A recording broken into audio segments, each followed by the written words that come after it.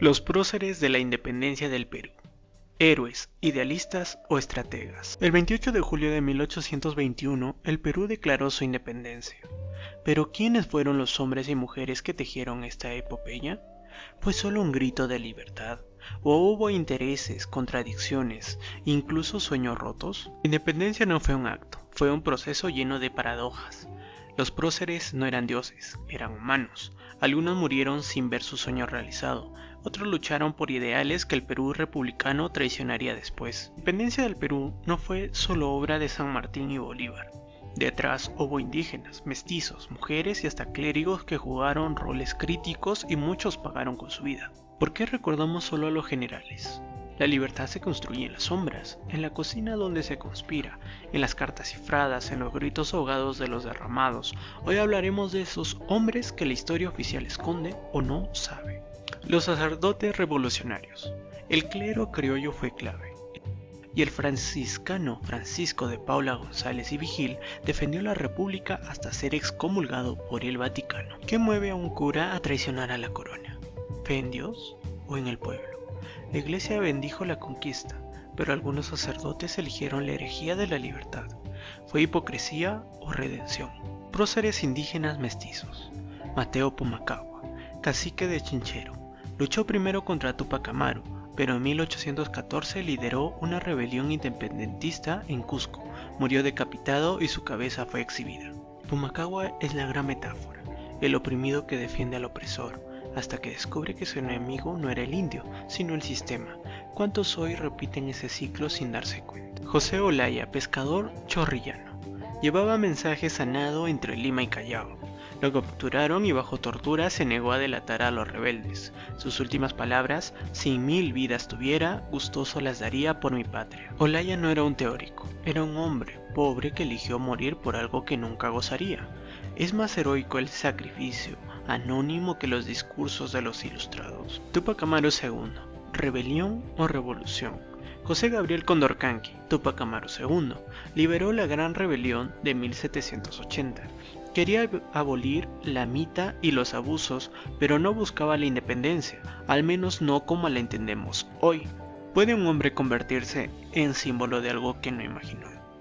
Su ejecución fue brutal, lo descuartizaron para borrar su memoria, pero solo lograron eternizarlo.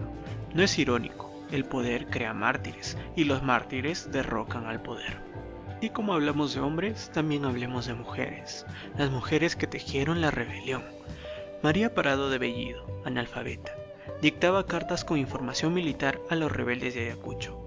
Fue fusilada en 1822. Su carta más famosa termina: no tengo más que la sangre que voy a derramar. Una de las frases que más me gustó sinceramente. Ella no empuñó un sable, pero su pluma, ajena, fue más poderosa. ¿Acaso la verdadera fuerza está en las ideas, no en las armas? Hoy su nombre está en las calles, pero ¿alguien recuerda su rostro? Brígida Silva de Ochoa, una limeña rica, financió redes de espionaje. Cuando la descubrieron, huyó disfrazada de monja, nunca fue capturada. La independencia también fue un juego de máscaras. Los poderosos apoyaron en secreto para no perder privilegios. ¿Fue esto pragmatismo o cinismo? De mujeres, claramente Micaela Bastidas, la estratega olvidada. Esposa de Túpac Amaru, organizó redes logísticas y arengó a las tropas. Murió estrangulada, pero su legado fue borrado de los libros oficiales por siglos. ¿Cuántas Micaelas habrán quedado en el silencio? La independencia se escribió con sangre de mujeres, indígenas y esclavos, pero se narró como hazañas de unos pocos hombres ilustrados. ¿No es acaso la historia una fábula que el poder escribe? Los próceres incómodos. Bernardo Monteagudo, argentino pero clave en Perú, decretó la expulsión de los españoles. Los llamaba el terror de los godos, pero fue asesinado en 1825 por sus propios aliados. El radicalismo siempre asusta, incluso a los revolucionarios. Monteagudo era un espejo de lo que el nuevo poder no quería ver, su propia violencia fundacional. José Faustino Sánchez Carrión, el solitario de Sayán, redactó la primera constitución peruana, defendió un gobierno centralista, pero murió joven envenenado. ¿Por quién? Nadie lo sabe. Ya te hablé sobre la primera constitución, pero hablemos de San Martín y Bolívar, libertadores o dueños. San Martín declaró la independencia, Bolívar la consolidó, pero ¿eran realmente altruistas? Ambos tenían visiones distintas para el Perú. San Martín hablaba de monarquía constitucional, Bolívar de repúblicas fuertes, libertad para el pueblo o para su propio proyecto. Quizá la independencia no fue nuestra, sino prestada. Somos libres cuando otros deciden cómo serlo. José de la Riva Agüero, el prócer amigo, primer presidente del Perú, pero terminó pactando con los realistas. ¿Fue un traidor o un pragmático? Ahí yace la pregunta. ¿La política es el arte de lo posible o de lo ideal? Riva Agüero vio un Perú fracturado y eligió negociar. ¿Fue cobardía o realismo crudo? La historia juzga, pero la filosofía cuestiona. ¿Hubieras tú hecho algo distinto?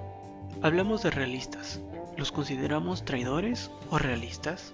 José de la Serna, último virrey del Perú, luchó hasta 1824. Era un militar decente, incluso liberó a Tupac Amaru II, el nieto del rebelde, de prisión. ¿Era un villano o solo un hombre fiel a su juramento? La historia lo escriben los vencedores, pero la ética es más compleja. ¿Es más noble morir por una causa perdida que cambiar de bando? Sin estos nombres el Perú no sería el mismo. Pero, ¿su lucha terminó en 1824? La independencia fue un parto sangriento, pero el Perú que nació sigue buscando su identidad. Hoy las estatuas de los próceres nos observan desde sus plazas vacías. Tal vez su pregunta no era, ¿somos libres?, sino, ¿qué haremos con esa libertad?